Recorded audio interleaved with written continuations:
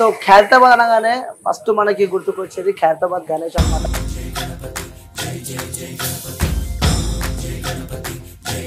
ఈ సంవత్సరం చాలా ప్రత్యేకతలు ఉన్నాయన్నమాట. ఇన్ని సంవత్సరాలు విభిన్నంగా ఈ సంవత్సరం చాలా చాలా అందంగా వినాయకుడు ఉంటాడు. 70 సంవత్సరాలు 70 అడుగులు.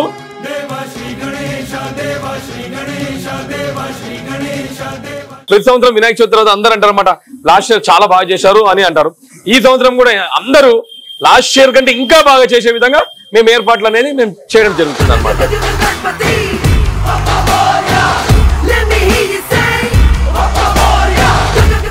హాయ్ హలో నమస్తే, వెల్కమ్ టు క్యూబ్ టీవీ. నేను మీ యాంకర్ అండి. సో ఖైరతాబాద్ అనగానే ఫస్ట్ మనకి గుర్తుకొచ్చేది ఖైరతాబాద్ గణేష్ అన్నమాట. సో ఇక్కడ లోకల్ వాళ్ళు బడా గణేష్ అంటూ కూడా పిలుస్తూ ఉంటారు. సో నెక్స్ట్ మంతే ఈ యొక్క గణేష్ చతుర్థికి సంబంధించి కూడా ముఖ్యంగా దేశవ్యాప్తంగా కూడా ఖైరతాబాద్ గణేష్ అంటే ఒక ప్రత్యేకత ఉందన్నమాట. సో ప్రతి ఇయర్ ఒక్కొక్క స్పెషాలిటీతో కూడా ఇక్కడ కొనసాగిస్తూ ఉంటారు. చాలా మంది విఐపీలతో కూడా ఈ ఖైరతాబాద్ గణేశుడు సో మంచిగా పూజలు అందుకొని సో ఒక దేశానికి ఒక చరిత్రగా నిలుస్తుంటది ఈ ఖైరతాబాద్ గణేష్. సో ఈసారి ఏ విధంగా ఉండబోతుంది, సో ఈసారి ప్రత్యేకత ఎలా ఉంటుంది, సో తెలుసుకునే ప్రయత్నం అయితే చేద్దాం. సో ప్రస్తుతం మనతో పాటు ఖైరతాబాద్ గణేష్ ఉత్సవ కమిటీ చైర్మన్ రాజ్ కుమార్ గారు మన దగ్గర ఉన్నారు. సో వారి మాటలు అడిగి తెలుసుకుందాం. సో ఏ విధంగా ప్రత్యేకత ఈ సంవత్సరం తీసుకొస్తున్నారు. సో అన్న నమస్తే. నమస్తే అన్న. అన్న ఎలా ఉన్నారన్న? బాగున్నా. సో బాగున్నారు. సో మనకి ఖైరతాబాద్ అంటే సో దేశవ్యాప్తంగా ఖైరతాబాద్ గణేష్ అంటే ఒక ప్రతిష్టాత్మకంగా తీసుకొని వెళ్తూ ఉంటారు ప్రతి ఏటా. సో ఈ సంవత్సరం ఎలాంటి ఏర్పాట్లు కొనసాగుతున్నాయి, ఎలా ఉండబోతున్నాడు గణేష్? చూడండి, 1954లో స్వాతంత్ర సమర యోధులు శంకరయ్య గారు ఆయన ఒక్క అడుగుతో మొదలు పెట్టారు. ఒక్క అడుగుతో మొదలు పెట్టిన వినాయకుడు మరి ప్రతి సంవత్సరం ఒక్క అడుగు పెంచుకుంటూ ఈ సంవత్సరానికి దాదాపు 70 అడుగులు చేరింది అనమాట. అంటే మరి ఈ సంవత్సరం తీసుకున్న కాన్సెప్ట్ ఏంటంటే 70 సంవత్సరాలు 70 అడుగులు 7వ రోజే 7వ తేదీ. విచిత్రం ఏంటంటే ఫెస్టివల్ కూడా 7వ రోజు వచ్చింది. సో దీనికి కోసం మనం ఏం చేశామంటే సప్తముఖ శక్తి వినాయకుని ఏర్పాటు చేశాం అనమాట. శంకరయ్య గారి తర్వాత అప్పుడున్న బస్సీ వాళ్ళందరినీ సపోర్ట్ చేసుకొని దాని తర్వాత ఆయన 1994లో స్వర్గస్థులయ్యారు. దాని తర్వాత మా నాన్నగారు సుదర్శన్ గారు ఆయన మనందరూ కోఆపరేషన్ తోని మరి ఈ సంవత్సరం జరుపుకుంటాము. ఈ సంవత్సరం ప్రత్యేకత ఏంటంటే మరి భగవంతుని 66 రోజులు మేము తయారు చేయబోతాం. ప్రతి సంవత్సరం మనకు 100 రోజులు ఉంటుండే. నిర్జల ఏకాదశి మరి ఒక 17 రోజులు లేట్ వచ్చింది. ఎప్పుడు మనం 100 రోజుల ముందు నిర్జల ఏకాదశి వచ్చేది. ఈ సంవత్సరం జూన్ 17కి వచ్చింది. అవునన్నా, అదే అడుగుదాం అనుకుంటా. అంటే గణేశుడు పండుగ ఒక 3 months బిఫోర్ మీరు స్టార్ట్ చేస్తూ ఉంటారు, 100 రోజులు ఘనంగా చేస్తున్నారు. మరి ఈసారి చాలా లేట్ అయినట్టుంది. అదే నిర్జల ఏకాదశి అనేది ఫస్ట్ 20 రోజులు లేట్ వచ్చింది. దాని తర్వాత చిన్న చిన్న సమస్యలు మనకు కూడా స్టార్ట్ అయ్యాయి. అంటే కమిటీలో ఏంటంటే అందరూ మేము కూడా ముందు ఉంటామంటే అందరు ఉన్నారని మనం చెప్పామన్నమాట. అది దానం నాగేందర్ గారు గణేష్ ఉత్సవ కమిటీ అధ్యక్షులు వాళ్ళతో వీళ్ళతో మాట్లాడి ఒక అడక్ కమిటీ అని అన్నారు. సరే పనులు అనేది అయితే ఆటోమేటిక్ రన్ అవుతూనే ఉన్నాయి, ఎటువంటి ఇబ్బంది కలగకుండా రన్ అవుతూనే ఉన్నాయి. షెడ్ వర్క్ అయిపోయింది. వెల్డింగ్ వర్క్స్ కూడా ఒక మరో 2-3 రోజుల్లో కంప్లీట్ అయిపోతాయి. ఎందుకంటే దాదాపు 1 month నుంచి వెల్డర్స్ అందరు నైట్ అంటే 2 షిఫ్ట్లలో చేసేస్తున్నారు. మళ్ళీ నిన్న మొన్న కలిపి ఒరిస్సా సంబంధించిన 15 మంది కళాకారులు, మళ్ళీ తమిళనాడు సంబంధించిన మూర్తి అనే టీం వాళ్ళు కూడా చేశారు. మన కలకత్తా నుంచి కూడా ఫినిషింగ్ వర్క్ స్పెషలిస్ట్ అనమాట, వాళ్ళు ఒక 8 members వచ్చారు. వారితో పాటు మళ్ళీ ఆదిలాబాద్ జిన్నారం సంబంధించిన నర్సయ్య టీం వీళ్ళందరూ వర్క్ చేస్తాము. దాదాపు ఈ రోజుకి ఒక సుమారు 80 నుంచి 100 మంది వర్క్ చేస్తా ఉన్నారు అనమాట. సో ఇప్పుడు ఏంటంటే మన టాస్క్ ఏంటంటే వెల్డింగ్ పనులు ఇంకొక 2 రోజులు ఉండడం వల్ల కొంచెం లేట్ అవుతుంది. మీకు ఒక 2-3 రోజులు భగవంతుని మొత్తము ఒక అవుట్ లైన్ అనేది వచ్చేస్తుంది అనమాట. ఇప్పుడు సైడ్ విగ్రహాలు కూడా వచ్చేస్తుంది. ఈ మరొక 2 గంటలలో ఈ సంవత్సరము ఏ విధంగా వినాయకుడు ఉంటుండ అనేది కూడా నమూనా విడుదల చేయబోతా ఉన్నాము. ఈ సంవత్సరం చాలా ప్రత్యేకతలు ఉన్నాయన్నమాట. ఇన్ని సంవత్సరాలు విభిన్నంగా ఈ సంవత్సరం చాలా చాలా అందంగా వినాయకుడు ఉంటాడు. 70 సంవత్సరాలు 70 అడుగులు. ఆ రూపం కూడా చాలా బాగుంటుందని నేను చెప్తాను. 70 years కంప్లీట్ అయిపోయింది అనమాట. అది ప్రతి సంవత్సరం వినాయక చవితి తర్వాత అందరూ అంటారు అనమాట, లాస్ట్ ఇయర్ చాలా బాగా చేశారు అని అంటారు. ఈ సంవత్సరం కూడా అందరూ లాస్ట్ ఇయర్ కంటే ఇంకా బాగా చేసే విధంగా మేము ఏర్పాట్లు అనేది మేము చేయడం జరుగుతుంది అనమాట. సో ముఖ్యంగా లేట్ కావడానికి గల కారణాలు ఏమంటే కొన్ని కమిటీ ఇష్యూస్ అని చెప్పి కూడా మనం చూస్తున్నాం. అంటే ఎలాంటి ఇష్యూస్ వస్తున్నాయి, అసలు ఎందుకోసం ఆ ఇష్యూస్ స్టార్ట్? యాక్చువల్లీ ఏంటంటే ఇప్పుడు వాళ్ళు ఏంటంటే కొన్ని బాధ్యతలు ఎక్కువ అడుగుతా ఉన్నారు అనమాట. మేము లేదు కష్టము అది ఏమో మీరు ఇంత ముందు కూడా ఉన్నారు అని మేము అన్నాం అనమాట. లే ఇంకా బాధ్యత అంటే ఆ విషయంలో మళ్ళీ దానం నాగేందర్ గారు కూర్చోబెట్టి వాళ్ళు మీరు అని కూర్చోబెట్టేశారు. నేను దాంట్లో కూడా అన్నా అనమాట, లేదు ఇప్పుడు కాదు ఇంకో 100 ఏళ్ళైనా నేను చేస్తాను. ఎందుకంటే ఇప్పుడు మా నాన్నగారు చేశారు, శంకర్ గారు చేశారు, దాని తర్వాత మన సుదర్శన్ గారు చేశారు. అప్పుడు కూడా ఎందుకంటే ఈ వినాయకుడు సక్సెస్ కారణానికి ఇంకో కారణం ఏంటంటే ఖైరతాబాద్ లో ఉన్న ప్రతి ఒక్కరు సపోర్ట్. ఏ విధంగా సపోర్ట్ అంటే వాళ్ళ ఇంటికి వెళ్ళడానికి కూడా 11 రోజులు ఇబ్బంది పడతారు. సో కాబట్టి ప్రతి ఒక్కరు సపోర్ట్ చేయడం వల్లనే ఇంత పెద్ద ఉత్సవాలు ఇన్ని సంవత్సరాల నుంచి ఎటువంటి ఇబ్బంది కలగకుండా మంచిగా హ్యాపీగా నడుస్తా ఉన్నమాట. ఇక ముందు కూడా ఇంకా ఎన్ని సంవత్సరాలు భగవంతుడు ఆయన ఇక్కడ ఉండే అనుగ్రహం ఉందో అన్ని సంవత్సరాలు మేము ఖచ్చితంగా అందరు నచ్చే విధంగా, అందరిని కలుపుకొని అందరు మెచ్చే విధంగా, భక్తులందరూ కోరికలు తీరే విధంగా పూజాది కార్యక్రమాలు కావచ్చు, భగవంతుడు రూపాలు రెడీ చేసే విధంగా కావచ్చు, అన్ని రకాలుగా మేము రెడీ చేయబోతా ఉన్నాము. మరి ఈ సంవత్సరం ఇంకో స్పెషాలిటీ ఏంటంటే ఎన్నో 500 సంవత్సరాల తెలుగు ప్రజల, భారతీయ ప్రజల కళ బాలరాముని విగ్రహం కూడా అయోధ్యలో పెట్టడం జరిగింది అనమాట. సో మేము అక్కడ వెళ్ళి చూడలేరు కాబట్టి ఆ అయోధ్య బాలరాముని కూడా మన ఖైరతాబాద్ లో మనం ఏర్పాటు చేస్తాం. అక్కడ ఎంత అయితే రూపంలో ఉంటారో సేమ్ అదే విధంగా ఇక్కడ బాలరాముని రూపం కూడా ఏర్పాటు చేస్తున్నాము. మళ్ళీ బాలరాముని స్పెషాలిటీ కూడా ఏంటంటే ఆయన వాహనం అంటే గరుత్మంతుడు, మన హనుమంతుడు, వారితో పాటు మన 10 రూపాయలైన మహావిష్ణువు అవతారాలు కూడా ఆ బాలరాముని రూపంలో దశావతారాలు కూడా మొత్తం సెట్ చేయడం జరుగుతుంది అనమాట. మొత్తానికి ఆ బాలరాముని విగ్రహం ఇదన్నిటికీ భిన్నంగా చాలా అందంగా రెడీ చేయబోతా ఉన్నాం అనమాట. అంటే అయోధ్యకి వెళ్ళి చూడలేని జనాలు కూడా ఇక్కడికి వచ్చి హ్యాపీగా ఖైరతాబాద్ గణేశుడితో పాటు కూడా బాలరాముని చూడొచ్చు. ఆ బాలరాముని అవతారంలో మన దశావతారాలు, మన కూర్మ అవతారం, మత్స్య అవతారము, అట్లా వామన అవతారం, అన్ని అవతారాలు కూడా ఆ బాలరాముని రూపంలో మేము చూపించబోతా ఉన్నాం అనమాట. ఓకే. సో ముఖ్యంగా ఈ కమిటీలకు ఇష్యూకి సంబంధించి కూడా సో మీరేమో వాళ్ళు అలా కోరుకుంటారని చెప్పి మీరు అన్నారు. కానీ ఇక్కడ వచ్చే కానుకల వల్లనే ఇష్యూస్ జరుగుతున్నాయని చెప్పి కూడా పెద్ద ఎత్తున ఆ సోషల్ మీడియా అయితే వార్తలు నడుస్తున్నాయి. మరి ఎంతవరకు వాస్తవం అంటారు? ఖచ్చితంగా అండి. అందరికి యాక్చువల్లీ ఏంటంటే మాకు వాళ్ళకు చాలా డిఫరెన్స్ ఉంది. వాళ్ళు కోట్లాది రూపాయలు వస్తుందన్న మేమేమంటామంటే లేదు, ఇక్కడ వచ్చే డబ్బులు ఏమంత రావు, వచ్చినా దీంతో పాటు సంవత్సరం పొడుగున సేవా కార్యక్రమాలు, భగవంతుడి కార్యక్రమాలు అన్ని మేము చేస్తున్నామని అన్నాము. దానికోసం ఈసారి ట్రాన్స్పరెన్సీ కోసము వాళ్ళకి ప్రతిరోజు అకౌంట్ కూడా చెప్తా ఉన్నాం. ఎందుకంటే ఇప్పుడు 70 సంవత్సరాల నుంచి మా నాన్నగారు చేసి ఏ విధంగా ఆయన ఒక రిటైర్ గవర్నమెంట్ ఎంప్లాయీ ఉండే, ఆయన ఒక 1,70,000 రూపాయలు పెన్షన్ వస్తుండే. సో దాంతో పాటు గణేష్ ఉత్సవ కమిటీ సంవత్సరం పొడుగున ఎంతో మంది లక్షలాది మంది విద్యార్థులకు మేము కంప్యూటర్ విద్యను అందిస్తాము. వినాయక చవితి కాగానే 9 రోజులు భక్తి శ్రద్ధలతో నవరాత్రి ఉత్సవాలు చెప్తాము.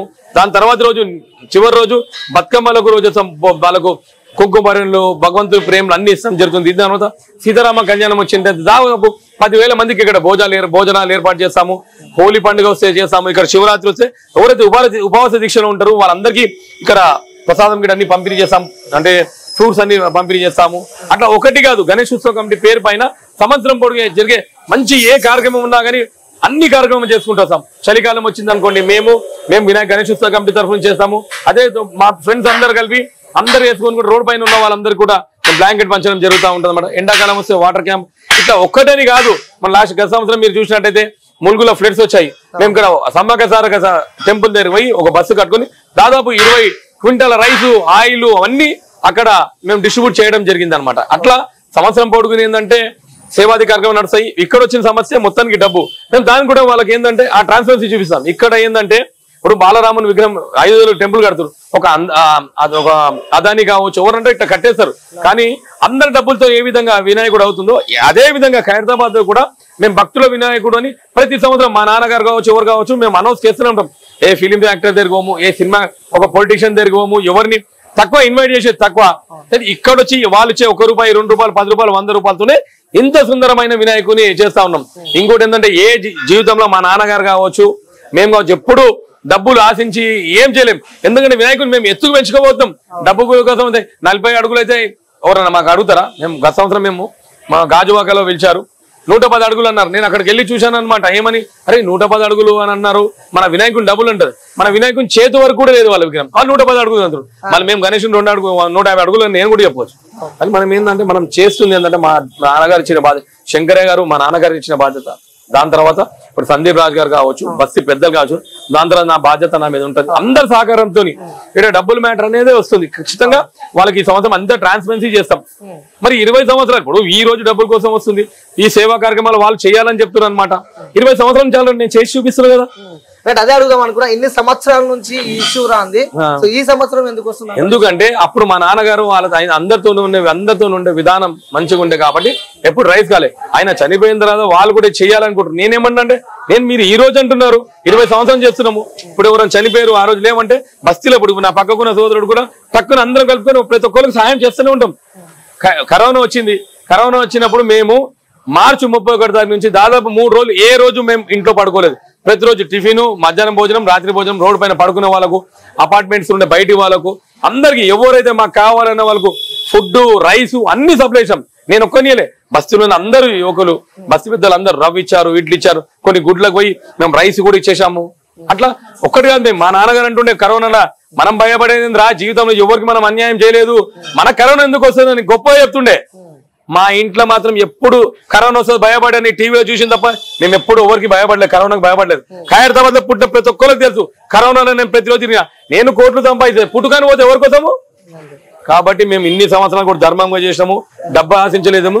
ఏమైనా డబ్బులు వస్తే కూడా బరాబర్ నవరాత్రులు చేస్తున్నాము. ప్రతిరోజు నవరాత్రులు కూడా అన్నదానం చేసినాము. అట్లా మేము సేవాది కార్యక్రమాలు చేస్తున్నాం. ప్రపంచంకి తెలియదు అనమాట గణేష్ చతుర్థి ఏమైతుంది. గణేష్ 11 రోజులు కాదు. ఈ గణేష్ చతుర్థి చేయడానికి కూడా మా కుటుంబము 5 నెలలు మేము వర్క్ చేస్తాం. వేరే పనులు ఏం చేయమన్నమాట. మే 31 కు వినాయక చవితి కర్ర పూజ చేస్తాం. జూన్, జూలై, ఆగస్టు, సెప్టెంబర్ 10 రోజులు గ్యాప్ వచ్చిన తర్వాత మళ్ళీ నవరాత్రులు వస్తాయి. ఇట్లా సంవత్సరంలో 5.5 నెలలు మేము దేవుని సేవలనే ఉంటున్నాం. మాకు వేరే పని చేయని కూడా అవకాశం లేదు. అంటే ఫ్రేమ్ లా మీ పేరు వినిపించడం వాళ్ళకి నచ్చట్లేదు అంటారా, లేకపోతే దేనికోసం? అంటే లేదండి, రాజ్ కుమార్ అనే పేరు నచ్చట్లేదు. అందరూ చెప్తున్నారు కదా, అందరు నా ఫ్యామిలీ మెంబర్స్ అండి. ఇప్పుడు ఏంటంటే వినాయక చవితి వచ్చింది అన్నట్టు కాదు, సంవత్సరం పొడుగు అందరూ మాతో కలవైగా ఉంటారు. ఇప్పుడు ఏంటంటే కొంచెం ఎవరో ఒకరు 2 వ్యక్తులు చెప్పడం వల్ల వాళ్ళందరికీ ఏంటంటే లేదు అందరూ ఉండాలి అని ఆలోచిస్తారు. వాళ్ళు కూడా ఖచ్చితంగా ఇప్పుడు ఎవరైతే మాట్లాడుతూ వాళ్ళే ప్రతి టీవీ ఛానల్లో వాళ్ళే కనబడతారు. 11 రోజులు ఇప్పుడు అంటే మేము ఇస్తున్నాం ఇంటర్వ్యూ. 11 రోజులు ఏ విఐపి వచ్చినా ఎవరు వచ్చినా వాళ్ళే ముందుంటారు. వాళ్ళు ఏదో చేయాలి, ఏమో వస్తుందని ఆలోచన ఉన్నారు. ఈ సంవత్సరం మేము ట్రాన్స్పరెన్సీ చూపిస్తాము. సమస్య ఇంకేముండదు. ఈ సంవత్సరం తర్వాత నెక్స్ట్ ఇయర్ నుంచి మాటనే వెళ్ళదు. మేము ఏంటంటే ఇక్కడ ఈ మనం పెట్టిన ఏవైతే డబ్బులు చేతుల బదులు తెచ్చిన డబ్బులు దీనికే మేము అందరినీ కష్టపడి పిల్లలు ఇక్కడ ఉన్న కంప్యూటర్ పిల్లలు వాళ్ళు వీళ్ళందరూ సేవ చేసి ఆ పిల్లలు వచ్చే భక్తులు ఇచ్చే కట్న కానుకల వల్ల ఇన్ని సంవత్సరాల నుంచి మాకు సరిపోతుంది డబ్బులు. ఓవర్కమ్మొస్తే ఈ గుడిని ఎప్పుడో కట్టిస్తుండే. కోట్లు వచ్చింది అనుకోండి, 20 లక్షలు పెడితే గుడి అయిపోతుంది. అట్లా చాలా పనులు అనేది పెండింగ్ ఉన్నది. ఇప్పుడు ఇక్కడ వచ్చే ఆర్టిస్టులకు రూములు లేవు పండుకోనికే. చెప్తున్నా ఒకటి కట్టి సమస్యలు చాలా ఉన్నాయి నాకు తెలుసు. కాకపోతే ఏంటంటే వినాయకుడు 30 సంవత్సరాలకి ఇప్పటికి చాలా డిఫరెన్స్ వచ్చింది. అప్పుడు 30 సంవత్సరాల కింద అంటే మనం 40 అడుగులు చేస్తున్నాం, ఇప్పుడు 60 అడుగులు చేస్తున్నాము. పబ్లిక్ కూడా అందరు నమ్ముతున్నారు. ఇంకా ముందు ఇంకా అందరినీ కలుపు. ఎందుకంటే ఒక్కరు అనుకుంటే కూడా కాదు, అందరితో ఇప్పుడు బాధ్యతలు కూడా ఏంటంటే మా నాన్నగారు బతుకున్నప్పుడు కూడా కూరగాయలు కూడా ఆయనే తీసుకొస్తుండే. ఆయన ఎందుకు తీసుకొస్తుండే? ఆయన క్వాలిటీ తేవాలి. గణేష్ వాడే మెటీరియల్ కావచ్చు, మీరు పెట్టే ఫుడ్ కావచ్చు, అన్ని క్వాలిటీ అని ఎక్కడ రాజీ పడకుండా చేస్తుండే. ఇప్పుడు 100 రోజులనే ప్రాసెస్ పెట్టడం కూడా ఏంటంటే వినాయకుడు మంచిగా కావాలి. లేదంటే మేము కాంట్రాక్ట్ ఇచ్చి ఇంట్లో పండుకోవచ్చు, వాళ్ళే రెడీ చేస్తారు. అట్లా కాదు, భగవంతుడు కూడా సుందరంగా కావాలనే ఉద్దేశంతో సైడ్ లో కూడా 2 విగ్రహాలు పెట్టారు. సైడ్ లో అక్కడ సైడ్ ఇక్కడ సైడ్. వద్దనుకుంటే పబ్లిక్ తెలియదు కదా, ఆయన ఇష్టం ఎందుకు చేసినట్టు నాకు కూడా తెలియదు. ఆయన ఇచ్చిన బాధ్యత, నాతో శక్తి ఉన్న రోజు చేస్తా, ఆ శక్తి లేని భగవంతుడు ఎవరో ఒకరు రెడీ చేస్తాడు. అంతే కదా. అంటే అనుకున్నారా ఇలాంటి ఒక సంఘటనను ఫేస్ చేయాల్సి వస్తుంది, సో ఇలాంటి ఒక ఇష్యూస్ వస్తాయి అని చెప్పి ఇప్పుడు అనుకున్నారా? ఇక చూడండి, జీవితంలో ప్రతి మనిషి ఒక మోడ్ లో అన్ని రకాలుగా మనం సమాధానం అనేది కరెక్ట్ చెప్పాలి. ఎవరిని అడిగినప్పుడు నేను ఆన్సర్ అనేది వాళ్ళకి రైట్ చేయాలి. వాళ్ళు అన్నారు రావని మేము చెప్పాము, ఎందుకు రావు మీరు వస్తారు, మీరు ప్రూవ్ చేయండి రావని మా నాన్న. ఎందుకంటే మా నాన్నగారు కూడా వాళ్ళెంబడి తిరిగిన మనిషే కదా, ఆయన వ్యక్తిత్వం సరేనండి. ఇప్పుడు 70 ఏళ్ల ముందు మా నాన్న ఒక 1000 గజాలు ఒకటి కొన్నాను అనుకోండి, ఇవాళ 10 కోట్లు అవుతుండే కదా. మా నాన్న గవర్నమెంట్ ఎంప్లాయీ ఉండే, ఆయన గవర్నమెంట్ ఎంప్లాయీ 40-50 వేలు జీతం వస్తుండే. ఆయన సంపాదించుకోవాలంటే సంపాదించుకుంటున్నా. అది తర్వాత మాకు లేదు, మాకు దేవుని చేయాలనే ఉద్దేశంతోనే ఉన్నది.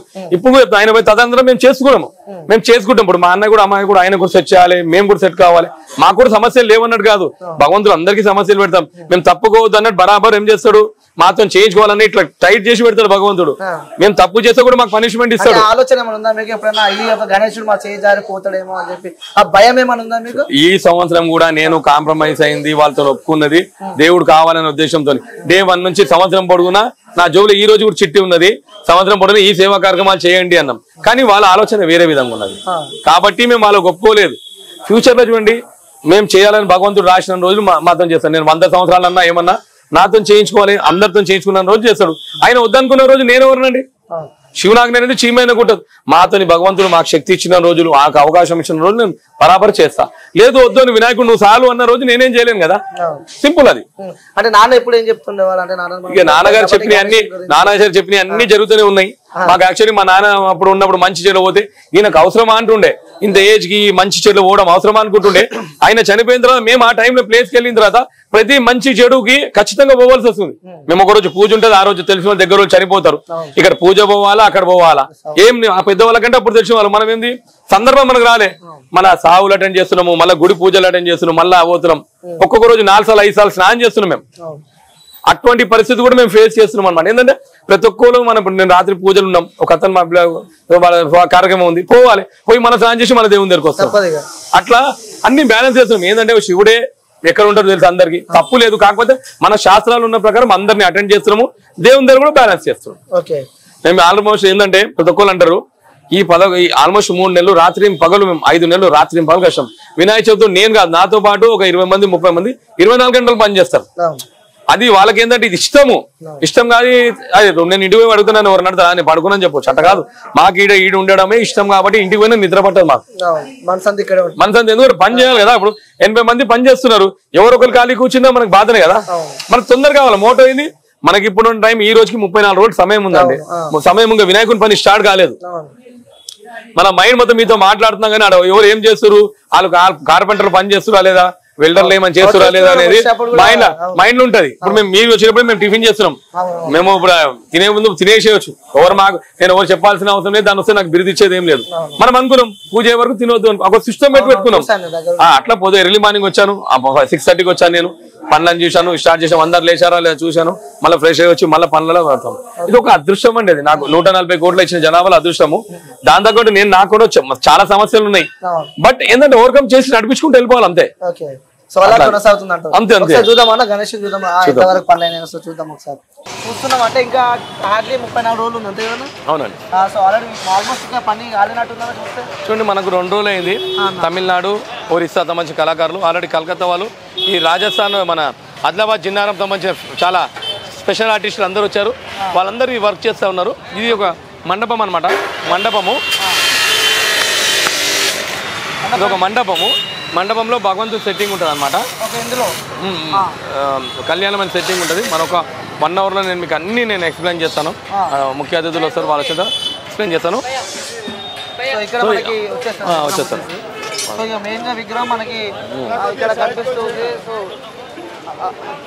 దీని తర్వాత నిన్న మనం భగవంతుడి పాదాలు రెడీ చేసాం. ఎందుకంటే ఆల్రెడీ ఒరిస్సా సంబంధించిన వాళ్ళందరూ చేశారు, రెడీ అయిపోయాయి.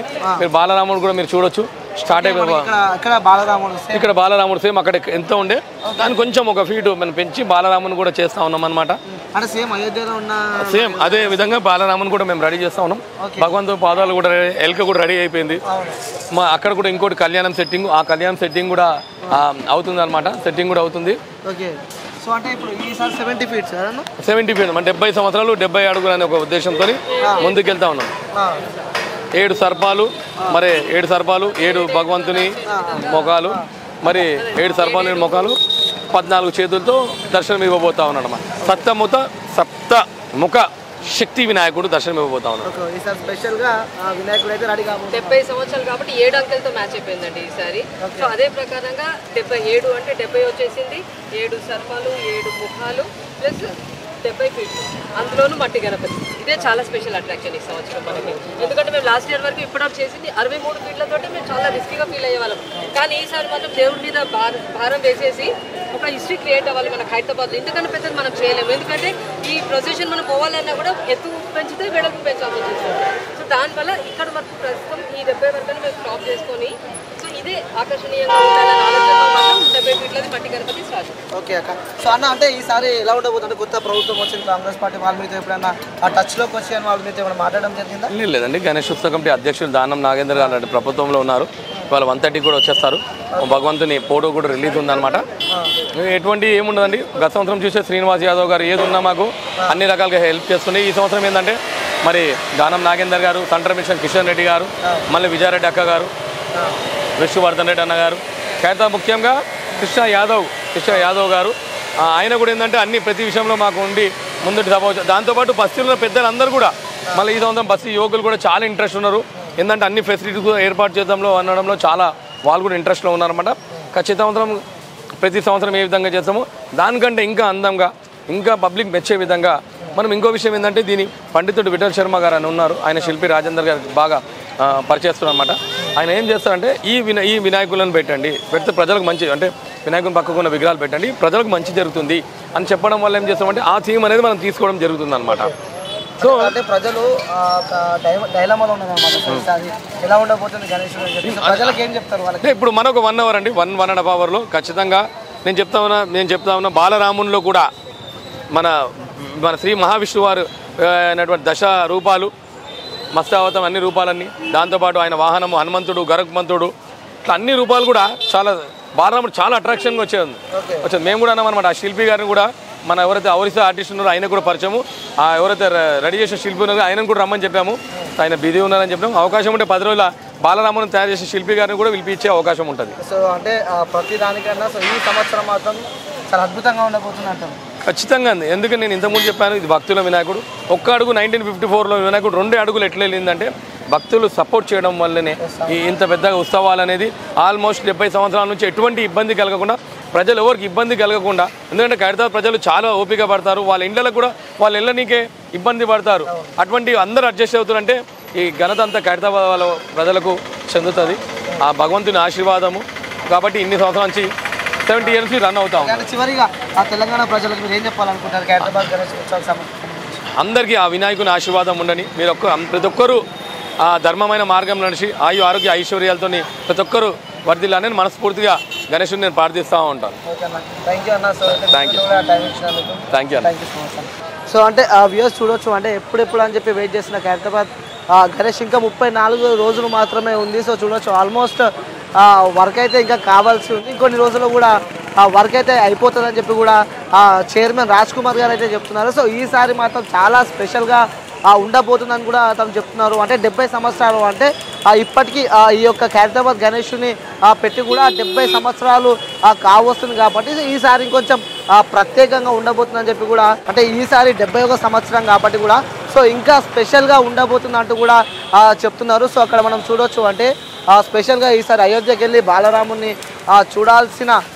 చూడని వాళ్ళు ఉంటారు కదా, సో వాళ్ళ కోసం కూడా ఈసారి ఖైరతాబాద్ గణేష్ పక్కన కూడా బాలరాముని విగ్రహం అయితే ఇక్కడ ప్రతిష్టాత్మకంగా ఇక్కడ పెడుతున్నట్టయితే మనకి తెలుస్తుంది. మరికొద్ది సేపట్లోనే ఇక్కడ ఎమ్మెల్యేగా ఉన్న దానం నాగేందర్ గారు కూడా ఇక్కడికి రాబోతున్నారు. సార్ పోస్టర్ ఆవిష్కరణ మాత్రం ఇక్కడ జరగబోతుంది. సో మరికొద్ది సేపట్లో చాలామంది ప్రముఖులు అయితే ఇక్కడికి రాబోతున్నారు. సో మొత్తానికి అయితే 70 years కాబట్టి సో 7 తలకాయల గణేశుని విగ్రహం అయితే ఇక్కడ కనిపిస్తుంది. అలాగే 70 ఇక బాలరాముని విగ్రహం అయితే మనకి ఇక్కడ కనిపిస్తుంది. ఇటు చుట్టుపక్కల కూడా విగ్రహాలు పెడతారు. మరి కొద్దిసేపట్లో మనకైతే క్లారిటీ అయితే వచ్చేది ఉంది. సో కెమెరామ్యాన్ విష్ణుతో అనిల్, హైదరాబాద్, ఖైరతాబాద్.